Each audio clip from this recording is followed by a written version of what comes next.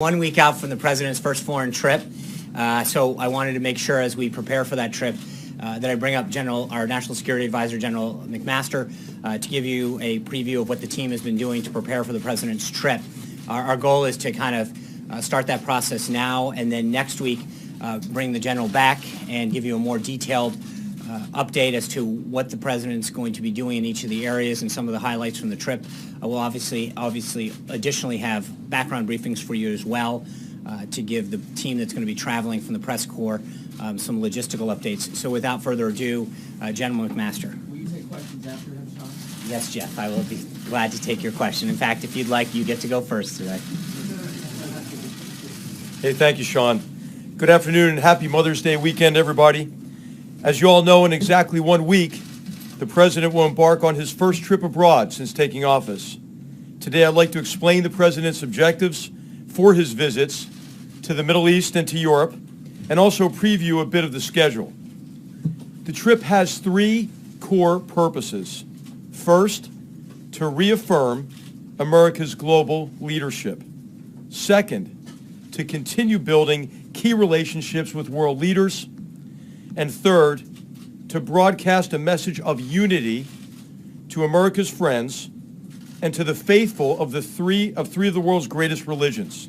The president prioritizes building strong relationships, as you see here every day, with world leaders as a way to strengthen our alliances. And he's been successful. You can see that in his diplomacy with a range of leaders, from Prime Minister May to President Xi. President Trump understands that America first does not mean America alone. To the contrary, prioritizing American interests means strengthening alliances and partnerships that help us extend our influence and improve the security of the American people. This trip is truly historic. No president has ever visited the homelands and holy sites of the Jewish, Christian, and Muslim faiths all on one trip. And what President Trump is seeking is to unite peoples of all faiths around a common vision of peace, progress, and prosperity. He will bring a message of tolerance and of hope to billions, including to millions of Americans who profess these faiths. The president will focus on what unites us. The president's trip will begin in Saudi Arabia, home to the two holiest sites in Islam. He will encourage our Arab and Muslim partners to take bold, new steps to promote peace and to confront those from ISIS to Al-Qaeda to Iran to the Assad regime who perpetuate chaos and violence that has inflicted so much suffering throughout the Muslim world and beyond. He will lead the first steps toward a stronger, more capable, and more robust security partnership with our Gulf, Arab, and Muslim partners. And he will develop a strong, respectful message that the United States and the entire civilized world expects our Muslim allies to take a strong stand against radical Islamist ideology, an ideology that uses a perverted interpretation of religion to justify crimes against all humanity. He will call for Muslim leaders to promote a peaceful vision of Islam. The president will then travel to Israel. With President Rivlin and Prime Minister Netanyahu, he will reaffirm America's unshakable bond to the Jewish state. With President Abbas, he will express his desire for dignity and self-determination for the Palestinians. And to leaders and peoples alike across the entire trip, he will demonstrate his hopes for just and lasting peace. In Rome, the president will be honored to accept an audience with Pope Francis. He looks forward to paying his respects and to discussing religious freedom, ways to combat religious persecution, human trafficking, and cooperating on humanitarian missions across the globe. He will also pay his respects to the Italian people by meeting with President Mattarella, the head of state and one of America's most important treaty allies and trading partners. You'll also see again Prime Minister Gentiloni, who is hosting the G7 conference in Sicily. From Rome, the president will continue to Brussels for the NATO leaders meeting. There he will reaffirm America's commitment to the alliance, while stressing the need for members to pay their fair share, to shoulder responsibility, to share burdens, and for the institution to continue on the path of strengthening the alliance. President Trump will end his trip in Sicily for the G7 meeting in Taormina, where he will promote American economic leadership and also address unfair trade practices. He will remind our friends and partners that we are eager to explore further ways to address threats to our mutual security, from North Korea to Afghanistan to the broader Middle East. Before leaving, the President will visit Naval Air Station Sigonella, where he will thank our wonderful and courageous servicemen and women, allied personnel and family members for their sacrifices to keep us safe. And across the trip, he will meet our diplomats, the staff in our embassies who represent us so well across the world. Lastly, just a few words on how this all came together. The impetus for this trip came from the President himself, and he has been fully engaged from the beginning, setting objectives, overseeing the planning. The President is receiving regular briefings from his cabinet and from our senior staff here on the national security side and on the economic side as well. Most of the leaders the President will meet on this trip, as you know, he's already met in person or certainly by phone. These relationships are off to a very strong start, and the trip is an opportunity to broaden and deepen those relationships. The administration continues to be in close contact and consultation with Congress, and we're drawing on the expertise across the Senate and the House in preparation for the trip as well. And finally, this really is a team effort.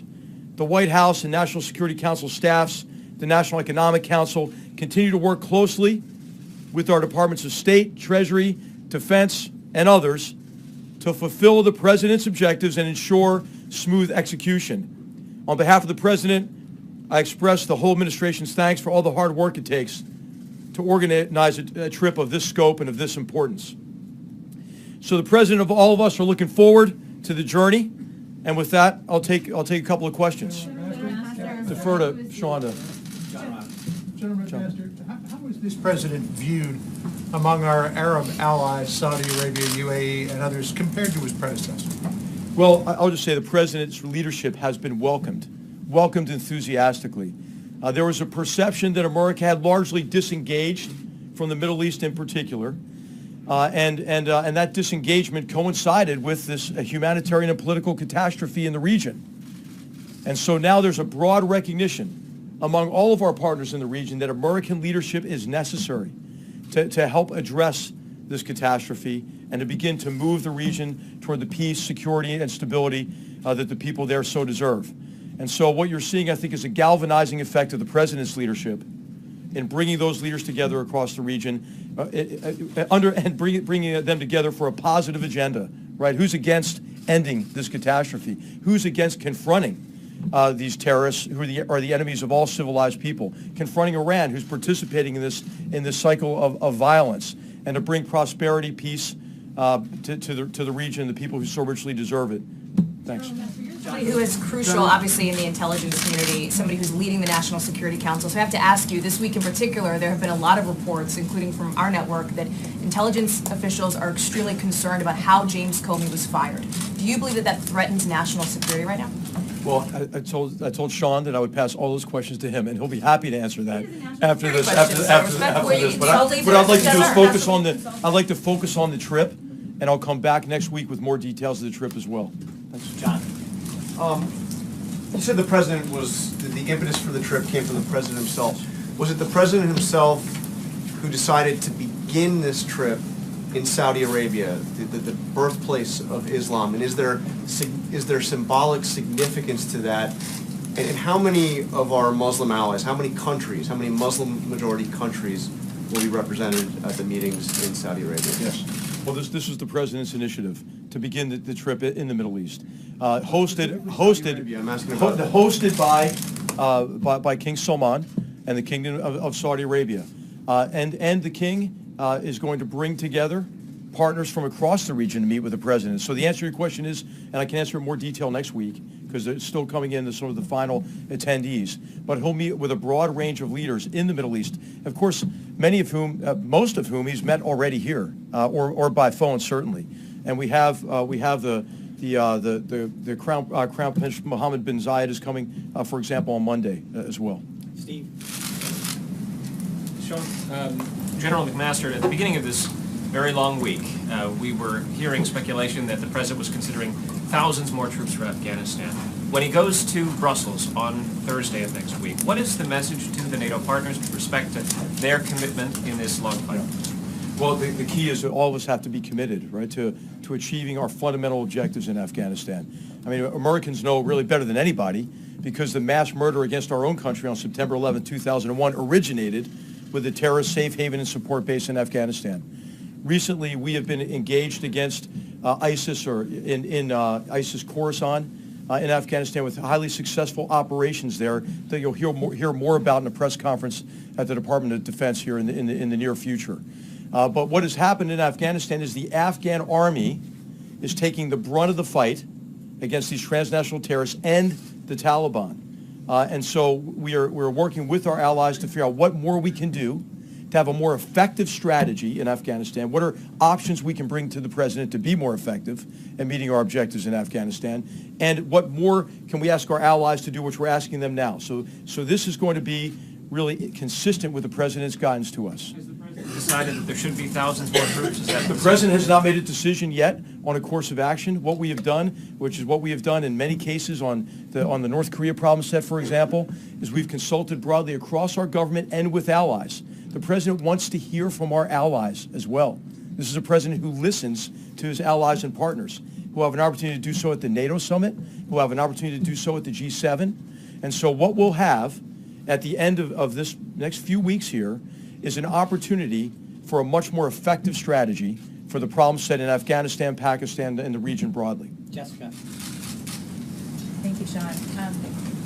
General, if you could talk first about the evolution from the way the president campaigned, which was a more unilateral foreign policy, to this multilateral engagement that you're emphasizing, and the way that you're rolling out this trip to explain that. And then secondly, if you could also talk about the decision to send a delegation to the One Belt, One Road forum in China, and what you hope to get out of that. Okay. Thank All right. you. So America First never didn't mean America alone ever. I don't think. And so what we have done is advance the president's agenda in national security by strengthening alliances, by burden sharing. Americans don't have to do everything, don't have to bankroll everything, and our allies and partners are grateful for, I think, the president's leadership in asking them to do more. So is an alliance in which each of the members are doing their fair share, who are shouldering the burden, is it stronger or weaker? It's stronger. So the president has done a great deal to strengthen our alliances. And America First didn't mean America not leading, right? So for America to secure and advance its interests, that requires American leadership. And so the president's leadership has been welcomed in all the places that he'll be visiting on this trip, and his agenda, I think, that he laid out in the campaign is being operationalized and implemented by his cabinet primarily, with the assistance of our team here in the White House. Can I just press you on that, General? Two questions. First, there were reports out of Israel that President Trump may try to get Benjamin Netanyahu and Mahmoud Abbas in the same room together while he's there. Is that in fact the case? And also, to NBC News yesterday, the president said that General Mattis and his other generals would be announcing something on ISIS next week. And so, as one of the generals on his administration, can you talk to that? Is there an announcement coming next week? On the first part, it'll be whatever the president wants to do.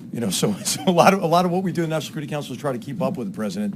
So you may have I think there are plans to reach out to both of them to get them together. The final plans aren't set yet. We can comment maybe more about that next week. But it'll obviously be up to the president and those leaders about how he wants to engage with them. But he'll engage with both those leaders there as part of the trip. In terms of the campaign against transnational terrorist organizations and ISIS in particular, the president has asked us to do everything we can to defeat ISIS, and in particular to ensure that we defeat ISIS in this, the so-called caliphate in the terrain that they're endeavoring to hold on to in Syria, Iraq, Afghanistan, and other areas. And what the president has also told us is he doesn't want to telegraph what he's doing tactically, day to day. He wants the Department of Defense and our military commanders to be able to execute those campaigns consistent with his guidance, the policy, and the strategy that he's approved. And so what next week will do will be an opportunity for our military leadership to lay out how they are executing the president's guidance, the progress they've made in the campaign, and what remains to be done. And so that's really the emphasis of the press conference next week. Thank you, General.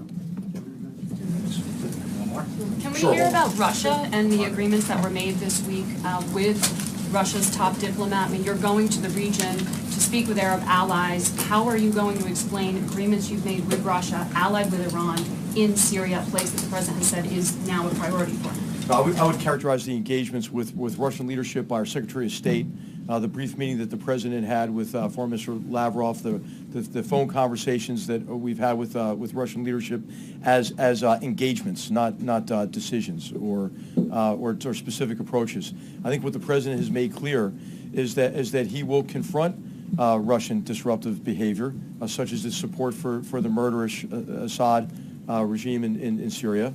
And its enabling of Iran and its very destructive policy and strategy that it's executing across the Middle East, what it's done and continued to do in Ukraine. He'll confront that disruptive behavior, but the president's looking for areas of cooperation. There are a lot of very significant security problem sets across the world. All of them would get easier, right? If Russia were to come to the conclusion that it could best advance its interests through cooperating with the United States and others to resolve those conflicts rather than perpetuate them. But aren't they party to those conflicts and causing them in Syria? I mean, the president said at the end of his meeting with Lavrov that it was really good, that there was, he spoke in very positive terms, that there was progress made. Are you saying there were no agreements? The president spoke in positive, affirmative, strong terms in his engagements with Russian leaders. Thank you very much. Just following my question. I'll take one more. John. Back here, actually. Can you tell us a little bit more about the America First policy, about how it changed over time? Because it's not been very clear what it means and how other people would want to sign up for it. Well, what it means is that the president is prioritizing the security and interests of the American people. You can see that with what Secretary Ross has done in the economic relationship with China, to look for ways to advance American prosperity. Every theme of this trip is wholly consistent with the president's approach to prioritize the American people, American security, American jobs, American prosperity. And so you'll see that with I think, almost a refreshing, I would say, integration of what we're doing in terms of security partnerships, along with economic relationships, and the diplomatic engagement that the president's cabinet has been engaged with since he's taken over as president, and this trip is going to be a tremendous way to solidify the gains already made and advance them further. General. Thanks.